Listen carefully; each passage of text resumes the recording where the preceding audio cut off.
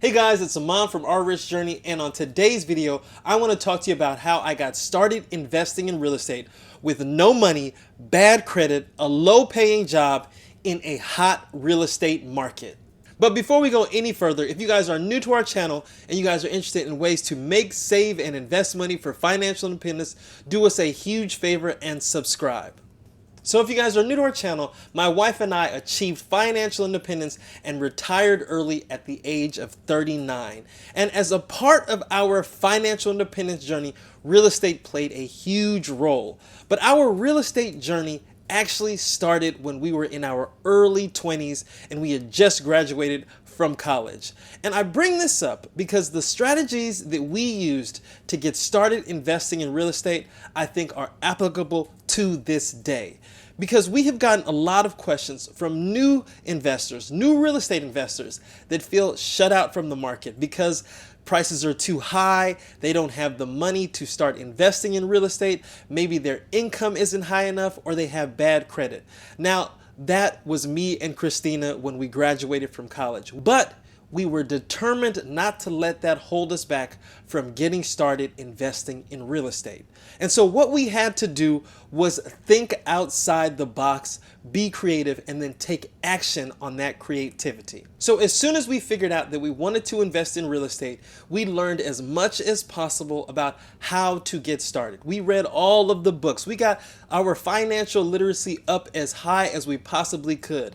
And we focused a lot on buying real estate with little or no money down strategies.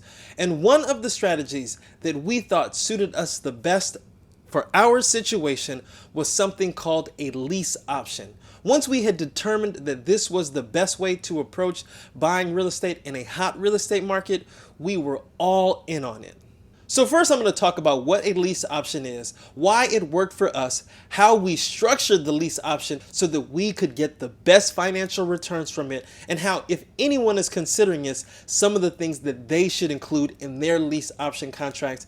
And finally, I'm going to talk to you about how we were able to sell our lease option contract to another investor and then use those profits to buy more real estate. Well, a lease option contract is a type of real estate contract. The contract involves two main components: a standard lease agreement and an option to buy the property at a predetermined price during or at the end of the lease term.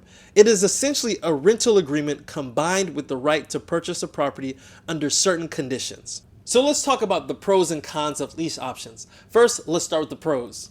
The first pro is that it gives people the opportunity to buy that have poor or recovering credit.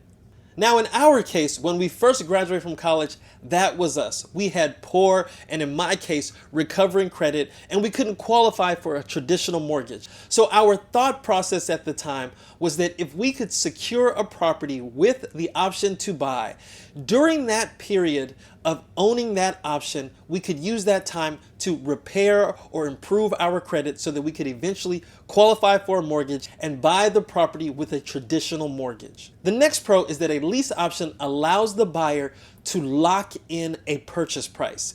You see, when we went to negotiate our lease option, one of the things was that we are going to lease this property, but at the end of the lease or during the period of the lease, we will buy the property at a predetermined price. And the price that we set to buy the property, in our case, was the current market price the day that we signed that contract. Now see, this gave us a tremendous benefit that I'm going to talk about later in this video.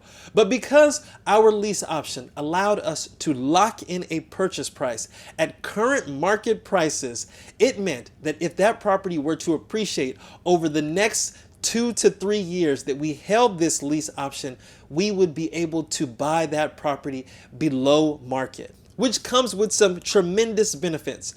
For one, if we had a locked-in price below market, when we go to qualify for a mortgage, we were going with built-in equity on that property. That meant that if the property had appreciated by 10 or 15%, that equity we would be able to take to the bank and use that to qualify for a better mortgage. The next benefit is that it gives you a trial period to own a piece of property. Now, if we wanted to walk away from the lease option and just return it back to the owner, we could do that at any time. The only drawback, which I'll get to, is that we would lose our earnest money that we put down on that option.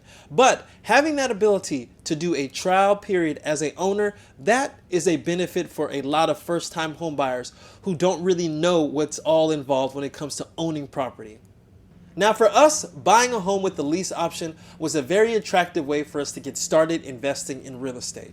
For one, we had credit issues at the time. 2, we had insufficient funds for a down payment. 3, the market was rising and we felt like if we could lock in a purchase price at the current market rate, we would do well if we exercised that lease option in the future because we would have built-in equity. So now let's talk about the cons of a lease option. The first con is that when you enter into a lease option, in order to secure that lease, to buy that lease option contract, you usually have to put down a non-refundable lease option fee. Now this lease option fee is like earnest money that you give to the seller that says that if you walk away from this lease option, they get to keep that earnest money. But if you exercise the lease option, that earnest money can be used towards the down payment of the home. Now in our case, the lease option fee was a couple of $1,000s. And back then, that was a lot of money to us, but it was well worth it considering the benefit that we would get from securing this property. The next con with the lease option are maintenance responsibilities. You see, as a part of the lease option deal, one of the things that makes it so attractive to sellers to sell their home under a lease option is that all of the maintenance responsibilities can fall on the buyer of the property or the renter of the property. And so in our case, as a part of our agreement, we agreed to take on all maintenance responsibilities. So that meant before we entered into the lease option agreement, we had to do our own due diligence by having an inspection done of the property to really understand what we were taking on. Because once that lease option is signed, you can't go back to the owner and say, oh, I need you to fix this or I need you to fix that. It's too late by then. The next con is that you will usually be paying above market rents for that lease option. So as a part of our agreement, we agreed to pay above market rents, but the portion that was above market went towards the eventual purchase of that property. It went towards the down payment that we would use to secure that property. So considering the pros and the cons, we moved forward with our lease option on a 3-bedroom, 2-bath in San Diego, California. Now, at the time, the San Diego market was super hot. And so when we got that lease option, we knew that we were getting a great deal, especially if appreciation continued at the rate that it was continuing. And so with our lease option in hand, Christine and I moved into our apartment and we did something additional. We started house hacking the extra 2 bedrooms in our apartment so that we could live rent and mortgage free. We rented those 2 rooms out to college students at the nearby university, and they actually ended up paying the full amount of the lease. And we held that lease option for 1 year, only 1 year. And after that 1 year, our property had appreciated by so much that we started to consider other options with this lease. And what I mean by this is that when we developed this lease option contract, we had several options that we could exercise as a part of this agreement. One was, of course, we could exercise the option and buy the property. And we were actually in pretty good shape to be able to buy that property because over that 1 year, because we weren't paying rent, we were able to save a lot of money for a down payment.